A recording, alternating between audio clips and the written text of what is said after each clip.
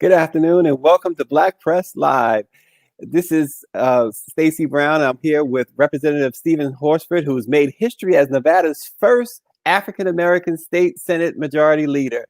He passed the Clean Energy Jobs Initiative and positioned Nevada as a leader in renewable energy. The congressman represents the 4th district, which includes most of northern Clark County. Yes, that means Las Vegas, and among several other counties. Also, the congressman serves on the Ways and Means Committee, which is the oldest and most powerful committee in the U.S. Congress. And he also serves on the House Budget Committee, which is the chief legislative panel conducting oversight of the federal budget process. Welcome to Black Press USA, Congressman Horsford. Thank you, Stacy. Great to be on. It's great to have you. We certainly appreciate it. Lots going on. We know there's a lot going on. I want to start, though, with the president. The president has ramped up speculation that he would not leave the White House, Congressman, if he loses the election. He stated that the election should be postponed. I'd like your reaction to that. Well, sadly, the fact that we even have to respond to this is utter nonsense. The president has no authority to delay the 2020 election in November. The election will proceed on the date that it is scheduled.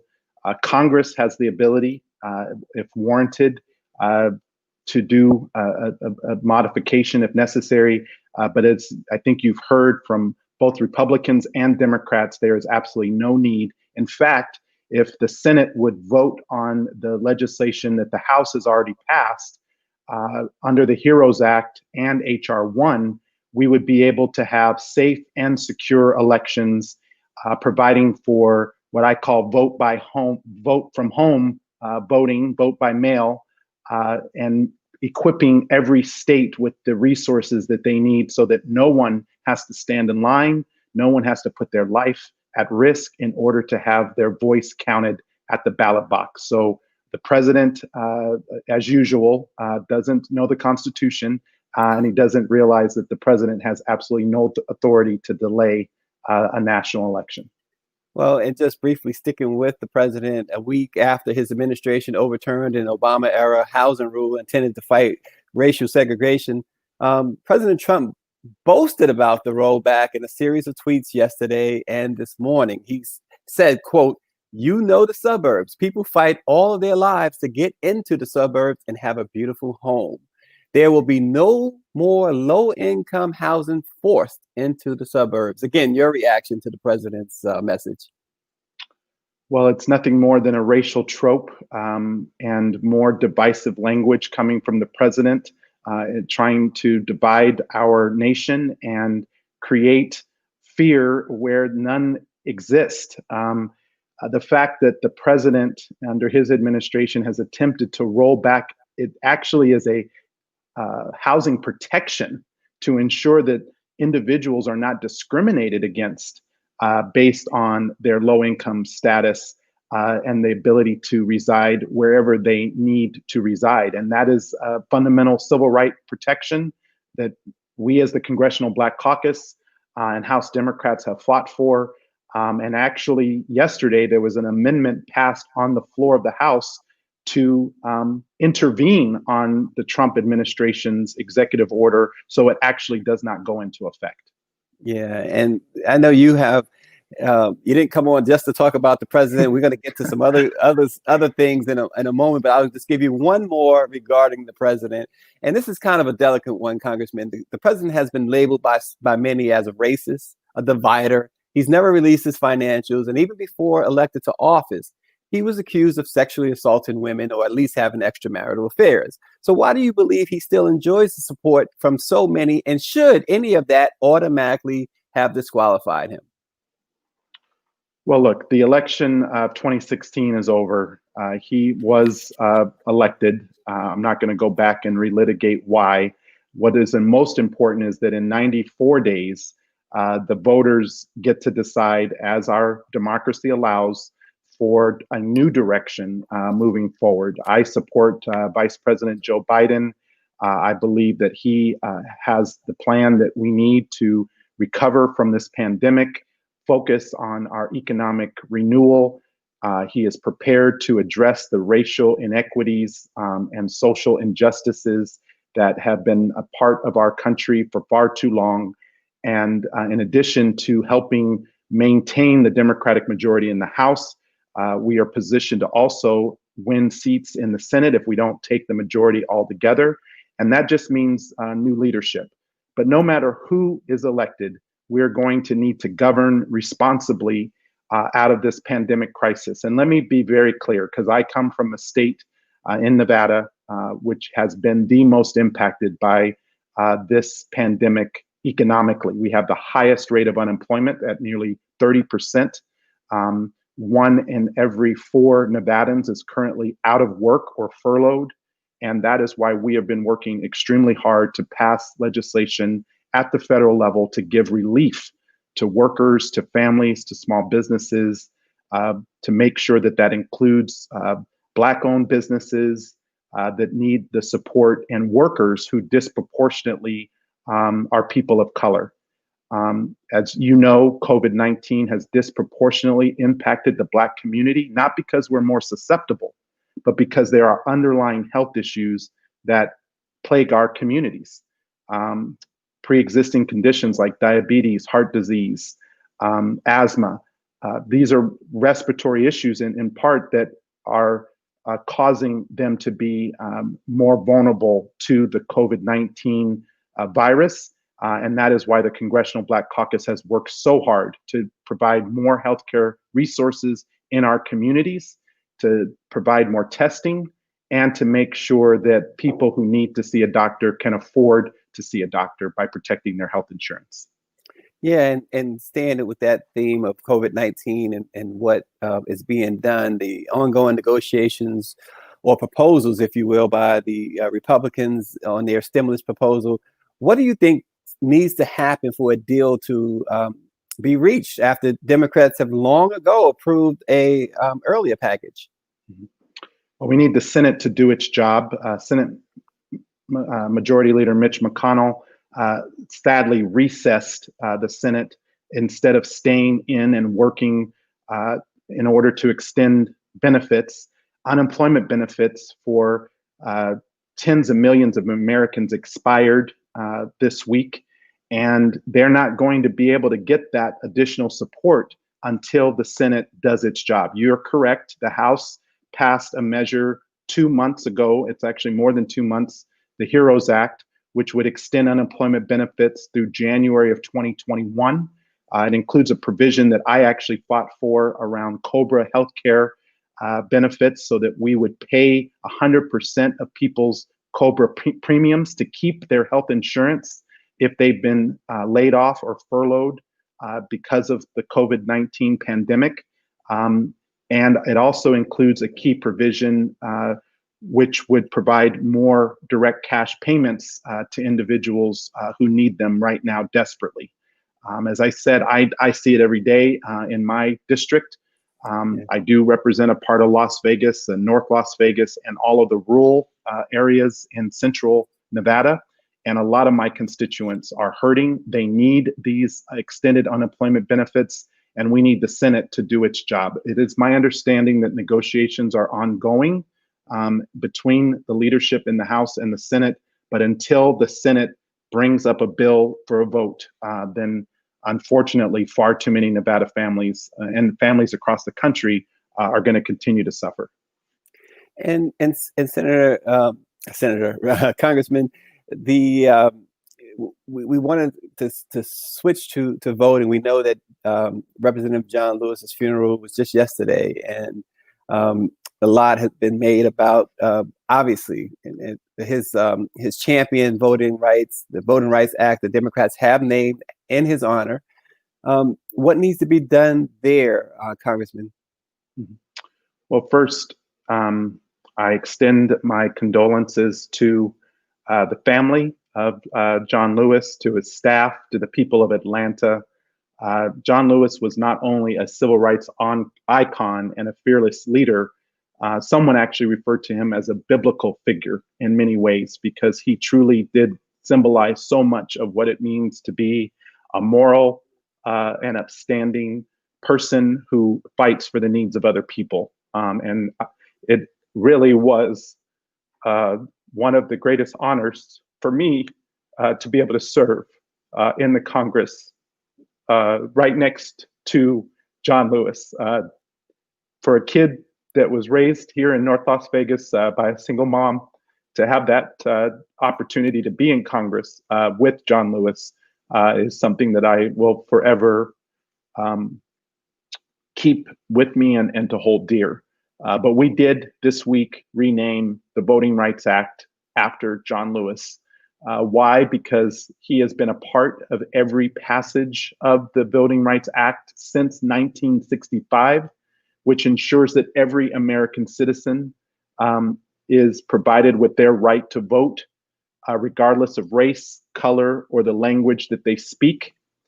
55 years later, one of the most important elections coming up, we're again finding ourselves fighting to protect the bedrock of our democracy, and that is the right to vote. Again, this is a bill that we have passed in the House. We renamed it, but it had passed earlier, and it is sitting on Mitch McConnell's desk along with 400 other bills, more than 300 that have bipartisan support. Why is this important? Because there are many states, and some right now today, that are discriminating at the polls or who are ushering in new attempts to restrict voting rights through restrictive photo ID laws, voter registration restrictions, and literally trying to deny access to early voting or absentee ballots. So at a time when we need more people to participate in the process, there are those on the other side politically who are attempting to suppress people's right to vote. And so we have renamed the Voting Rights Act the John Lewis Voting Rights Advancement Act, and it is designed to restore key provisions that were invalidated by the 2013 Supreme Court case, Shelby County versus Holder. And I am very hopeful that the Senate will see, if for no other reason, but to uphold the legacy of John Lewis, to bring this bill up for a vote. Yeah, Congressman, I could see that John Lewis really meant a lot to you, as many others would attest to. What was it like going to work every day alongside John Lewis? Well, in addition to being a member, I actually served on the Ways and Means Committee, and John Lewis was and is one of the ranking members of the committee. He chaired the subcommittee on oversight, in fact. So I had more of an opportunity to get to know him, to talk with him, to seek his advice on issues. He had obviously met my family and talked with my children. And what was it like? Every day it was a dream come true to be able to talk with such an important figure about not just the history, but literally what is going on right now. And what John Lewis told us is to get into good trouble. And that means to not be quiet when you see something that is not right or just, that you have an obligation to speak up and to speak out, and to speak for those who are less fortunate or unable to speak for themselves. That is what he taught me, and that is something that I will forever cherish. Yeah. And do you believe that young people today, and perhaps some that are not so young, have an appreciation for the sacrifices that were made to guarantee the vote, especially among African Americans? I do. In fact, I think up until the very end, you could see what John Lewis was doing. And even in his death, if you read the op-ed in the New York Times, he submitted an editorial that was published. He wrote it, obviously, before he died, but it was published after his death. And in that, he speaks to the younger generation to be involved. He met with the leaders of the Black Lives Matter movement. He went down to the plaza in Washington, D.C. While he was seeking treatment for cancer. And so that speaks to his character, but also his commitment to justice, to equality, and to making sure that every single person has opportunity in this country. Yeah, we're with Congressman Stephen Horsford, the 4th Congressional District in Nevada. This is Black Press USA Live. Congressman, you've done a lot in your district, also when it comes to energy and the environment. And you recently voted to pass the Great American Outdoors Act, uh, conservation legislation that provides permanent funding for the Land and Water Conservation Fund and established the National Parks and Public Land Legacy Fund. Are you optimistic about the future of the environment as things currently stand? I am, and I thank you for bringing that issue up. A lot of times we don't get to talk about other issues around climate or environmental justice. In addition to being on the Ways and Means Committee and the Budget Committee, I'm also a member of the Natural Resources Committee. I stay pretty busy in the House, but I'm on the committee because, again, my district covers 52,000 square miles. It's half the state of Nevada geographically. A lot of my district is federally managed public lands. I have national parks and state parks.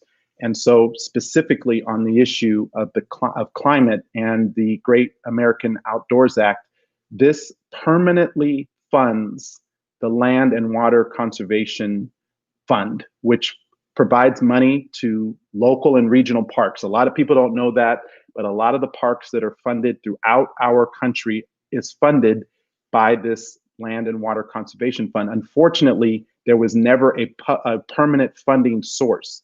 Now, this actually got done. The Senate passed it, the House passed it. Once the president signs it, it's enacted. It will be permanently available. It also works to address environmental justice issues, such as environmental discrimination in communities that have been impacted. Our indigenous communities, Native American brothers and sisters, communities that have been impacted because of environmental contamination due to lead, poisoning, or water contamination. There are key provisions in this bill that address that, which specifically is going to make it better for the Black community, healthier for Black children, and really help push us toward a more clean and sustainable green economy moving forward, which I am very, very proud of. This is work that I started in the state Senate as majority leader in Nevada. And I am so proud and honored that it's being now permanently authorized at the federal level. Yeah, as early as the 1980s, Dr. Benjamin Chavis, who serves as our president and CEO, coined the term environmental racism. And it's an issue that we see now with COVID-19 and these, as you alluded to earlier, these so-called pre-existing conditions. So I would imagine that remains a primary initiative for you to stay on top of that. It is. And now we need to make sure every community knows that this fund is available. We need to help local organizations apply for the money. It doesn't just go to government entities. Local nonprofit organizations can apply for funding. And we need more organizations that work in or are led by, let me say that, communities of color, specifically the Black community, to seek these funds to help beautify their neighborhoods, to take a vacant piece of land and turn it into something that will provide a unique need in a community.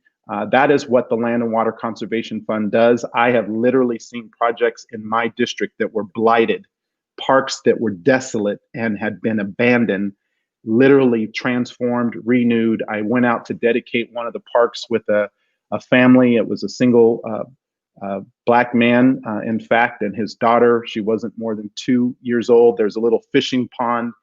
He takes his daughter out now to that park. We talk a lot about Black men and being a part of their families. Well, this man exemplified what it means to do that. And I was proud that the funding that we secured for that park allows him to do it in his very neighborhood. That park was previously abandoned. It was desolate. There were no fish in the pond. And now his 2-year-old daughter gets to go there and create new memories. How about that? But Congressman, we know that approved funding doesn't mean distributed funding. We see that with the Postal Service and the government, the federal government withholding approved funds from the post office as one example. But what can Congress do to ensure that appropriations are distributed as they were intended to be? Yeah. Great question. And I'm so glad that, again, you're bringing up these very important issues that, again, need more attention. And the Postal Service is one of those areas. My father-in-law actually had a second career as a postal worker and had provided a great livelihood for his family because of it. And there are a lot of dedicated employees on the front lines every single day in the postal service that need to be honored. So the House approved $25 billion of funding. Again, this is an issue where the Senate has not acted. The Trump administration is reluctant to provide money to the Postal Service. This while we are in the midst of a pandemic and people are relying on the Postal Service more now than ever to get their groceries, to get their medications, to get their Social Security checks, as well as their IRS refund payments. Small businesses that are doing commerce through our Postal Service. So we are working very hard to include this in a final negotiation with the Senate. I know our leadership, Speaker Pelosi and Whip Clyburn, this is among the top priorities. Actually, Jim Clyburn just spoke about this this week.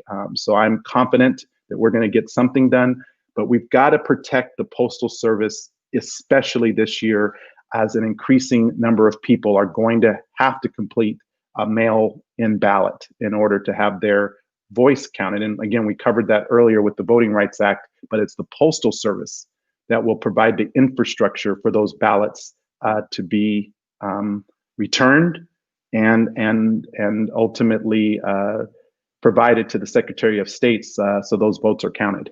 Yeah. Congressman, Senator Kamala Harris has said that she'd like to see a stimulus that includes $2,000 a month for American families that earn under $120,000. And she'd like to see it retroactive to March. And she'd like to see it continue for 3 months after the pandemic is declared over with. What would a stimulus package look like from Congressman Stephen Horsford if he had the final say?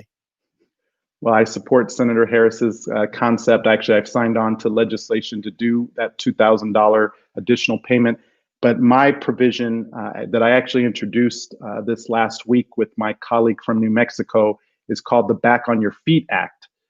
This bill would provide, in addition to the extended unemployment benefits through January of 2021, it would actually provide a one-time, what we're calling a return to work benefit of $3,600 to those who are re-entering the workforce during the pandemic. You know, a lot of the people who have been out of work have struggled, obviously, even with the unemployment assistance. And so as they go back to work, they need the extra support in order to be free from those debts and those obligations, whether that be housing or utility costs, obviously car payments. Increasingly, childcare is becoming a big factor for people because there's not enough childcare. So my bill, the Back on Your Feet Act, would provide what we call a back to work bonus of $3,600. This would be on top of the $2,000 stimulus payment and on top of extending unemployment benefits. Look, we've done a lot for the private sector, and I support those efforts for small businesses, for major industry. We've bailed out the airline industry.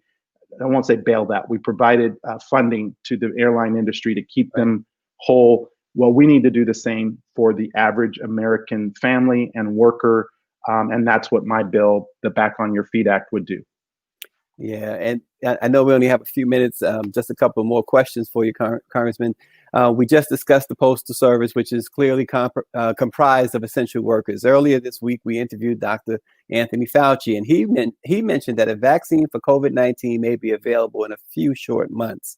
Once available, what is your view on who should be among the first to benefit from the vaccine? So the Congressional Black Caucus is united around the priority that those who most need the vaccine and who can least afford it must receive it first. I've met with the private sector and those who are working on trials, and I'm optimistic that we are going to get a vaccine either by the end of this year or definitely by the beginning of next. But what we cannot have is a system where only the wealthy and the well-connected are able to get the vaccine, and they leave those in my district behind. The marginalized communities, those who are part of the middle class or who are working to be part of it, and those who are poor. And so the Congressional Black Caucus will fight tooth and nail to ensure that the vaccine is made available fully, and that it's fully accessible, and that it's affordable to the communities who need it the most. So those are absolutely our priorities, and we're going to work very, very hard to make that the case. Dr. Fauci has actually been one of the experts that members of the Congressional Black Caucus, led by Congresswoman Barbara Lee, Robin Kelly, of course, our chairwoman, Karen Bass. They have been working with Dr. Fauci on this very issue. First and foremost was testing. That $25 billion that was secured in the second CARES Act, that was done largely because of the Congressional Black Caucus. Right. And specifically, we mandated language in there that requires health agencies to report racial, to disaggregate their testing data and the infection data and the death information to the CDC by race, by ethnicity, by gender, and that information is now required to be publicly reported. That is something that the Congressional Black Caucus did. So on the heels of that will be an effort to make the vaccine readily available. So thank you again for bringing up that very important point. Yeah, and speaking of Representative Karen Bass, the chair of the CBC, she is among the finalists, if you will, for Joe Biden's running mate.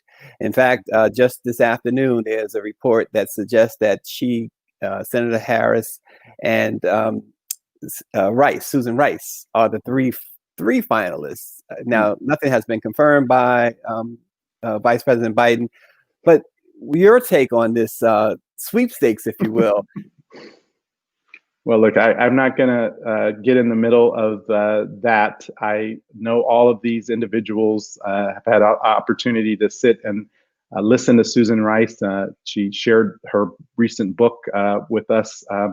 And of course, I've worked hand in hand with Karen Bass as the chair of the Congressional Black Caucus. I have nothing but the utmost respect for her. And I have since she was the Speaker of the California Assembly, the first Black woman in the history ever to hold that position in the country.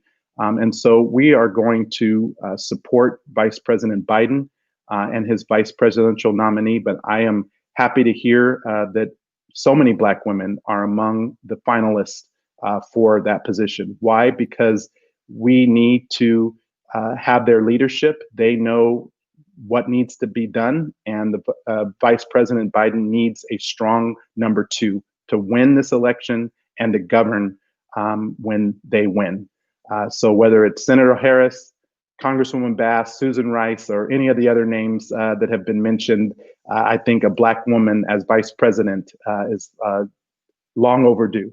Yeah, and the vice president has said that he wants someone who could be president on day one. Before we let you go, Congressman, I know that you wanted to mention or talk a little bit about the census and the importance of the census. We know that the election is important, as you stated, but the census, can you briefly summarize that for all of us? Yeah, thank you. And I know we're winding up here, but there's no probably a more important topic than the census other than voting that people need to be focused on. And the Trump administration, literally there's a report out over the last 24 hours that indicates that they are now trying to expedite the count, which means that they are trying, as Stacey Abrams has warned us, to undercount Black communities and other marginalized communities. We cannot let this happen. The census had asked for the extension through the end of October for self-reporting. Currently, there's about a 62% self-reporting nationwide, but in communities of color, particularly in Black urban communities and Black rural communities, the count is below 50%. Why is this important? For every person that is not counted, That is a loss of approximately $26,000 a year in federal funding that goes to our schools, that goes to our healthcare, that goes to public transit, that goes to small business grants and money for students that are trying to go into college. So all the things that we discussed during this interview are impacted by the loss. In addition, our representation in Congress. You indicated I am the first African American to serve in Nevada in our federal delegation. Well, my seat was just created in the 2010 census. So because of that, we have the representation for the first time. Not only am I the first African American, I'm the first person of color to represent Nevada's 4th district, or I was the first person. So I just say that to say representation matters and the funding that we get to our communities matter. And this census is ongoing. And so I want to ask all of your listeners, people who are tuning in, to make sure that they've completed the census, to remind their family members to complete the census. It does not matter your documentation status. It doesn't matter if you were previously incarcerated citizen or homeless. I especially want to encourage families with children under 5. There is a disproportionate number of children who are not counted in the census for whatever reason. When people complete the form, they complete it for themselves, but they don't include their children. Maybe grandma's helping to raise that child or an aunt. Those children need to be counted. The Constitution says every person who resides in the United States on April of the year of the census is to be counted. The Trump administration doesn't want every person. They only want the people they want counted. And I'll finish by saying this. The money that doesn't come to our community if we don't get counted, it still gets allocated. It just goes to some other community and not to our community. And so when we're talking about the inadequate resources in our schools, in healthcare, in the infrastructure and economic development, it's this very issue of the census that helps to determine so much of what really does happen over the next 10 years. So please get counted, make sure you're registered to vote, and in 94 days, make sure your vote is counted so that we can move our country forward in a new direction. I want to thank you for including me today, Stacy, and the Black Press of America. This is a great honor for me, actually, to be on. I know you're getting other members of the Congressional Black Caucus, but thank you for having me today. Oh, it's a privilege, Congressman, and we really appreciate it. And as you said, and I know that the Black Press, Dr. Chavis, and our chair, Karen Carter Richards, and everyone at the Black Press is touting the census. So everyone be counted, as Congressman Horsford has said today. Be counted. Thanks a lot, Congressman. And we also required the census to spend money with the Black Press. So make sure that your owners of the Black Press are getting the share of that money. I know we had to beat up on the census to make that happen. So please make sure that you're getting your share of those marketing dollars. And make sure you beat up on those other federal agencies too, okay? Okay. Thanks a lot, Congressman. And everyone stay well and stay safe. Thanks for joining us. Take care.